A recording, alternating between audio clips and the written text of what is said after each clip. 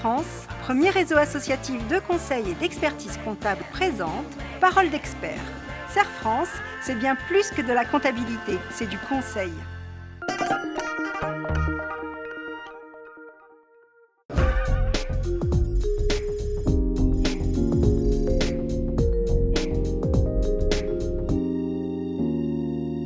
Bonjour à tous, bonjour Christophe. Bonjour Bénédicte. Dans cette chronique, nous allons aborder le sujet capital de la marque. Donner une marque à son entreprise est un acte fondateur qui ne doit pas être pris à la légère. Disposer d'une marque permet en effet d'émerger dans son univers concurrentiel et d'engager une relation client. Faire exister visuellement sa marque et la protéger sont également des étapes clés d'une stratégie de communication réussie. Alors, à vos marques, prêts, c'est parti. Choisir sa marque est un acte important pour une entreprise. L'objectif est d'offrir aux prospects et clients un signe de reconnaissance qui garantit l'origine et la qualité du produit ou du service proposé. Pourtant, au moment de la création de son activité, l'entrepreneur est tellement mobilisé par un grand nombre de formalités et d'aspects pratiques qu'il peut parfois négliger cette étape et oublier de consulter un professionnel de la communication. Certains l'ignorent même tout simplement, gardant comme appellation leur raison sociale. Mais que vaut le meilleur produit sans visibilité différenciatrice dans le rayon, surtout face à une concurrence structurée ?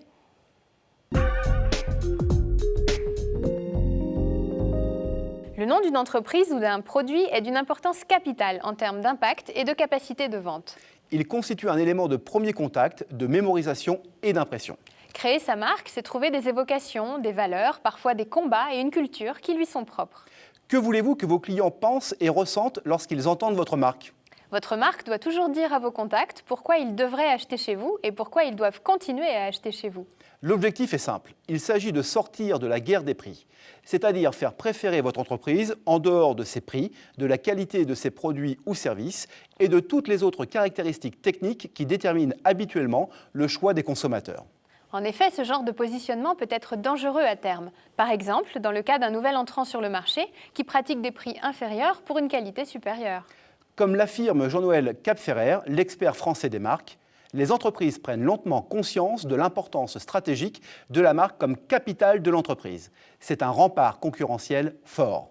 Appréhendez votre entreprise comme une marque, c'est avant tout donner à vos prospects une raison de vous choisir vous, plutôt qu'un de vos concurrents.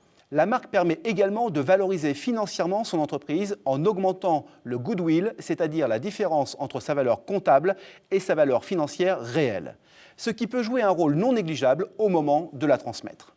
En incarnant des valeurs dans lesquelles les clients se reconnaissent, la marque devient naturellement un point de rassemblement, un repère d'achat et vous permet également d'engager une véritable relation client. Une forte identité de marque va donc encourager la confiance de vos clients dans les produits ou services existants et leur donner envie d'essayer les nouveaux.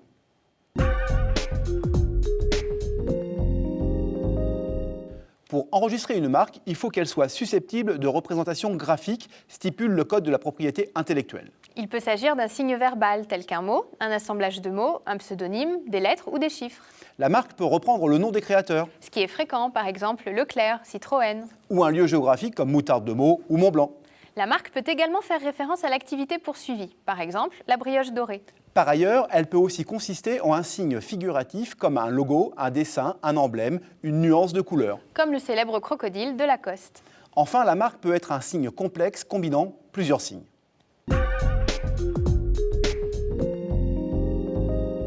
Vous viendrait-il à l'idée de vous présenter à un prospect en pyjama ? Eh bien, le logo, c'est une grande partie de la tenue vestimentaire que vous adoptez pour vous adresser à votre public. Il n'y a pas de choix à faire selon ses goûts. Il y a à faire un choix en fonction de ce que le public est à même de considérer comme normal, attendu, crédible par rapport à ce que vous lui offrez. Cherchez des choses simples et évidentes, si vous tenez absolument à ce que votre logo symbolise quelque chose. Pensez davantage en termes d'impact, d'originalité. Faites aussi attention à l'utilisation de votre logo qui doit vivre sur tout support. Parfois, il va très bien sur un beau papier à en-tête, mais il ne fonctionne pour rien d'autre. L'étiquetage de produits, la publicité, sur un véhicule, un site web ou encore une affiche. Pensez à l'essayer en le plaçant à côté d'autres logos ou parmi d'autres cartes de visite. Et enfin, vérifiez son exploitation en tout petit ou en très grand, en couleur et en noir et blanc. Nous espérons que cette chronique vous aura apporté d'utiles conseils dans le choix de votre future marque. À bientôt pour de nouvelles paroles d'experts.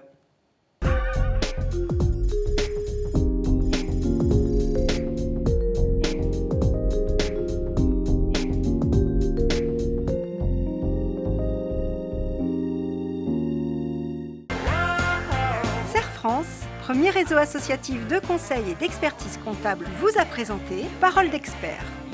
Serre France, c'est bien plus que de la comptabilité, c'est du conseil.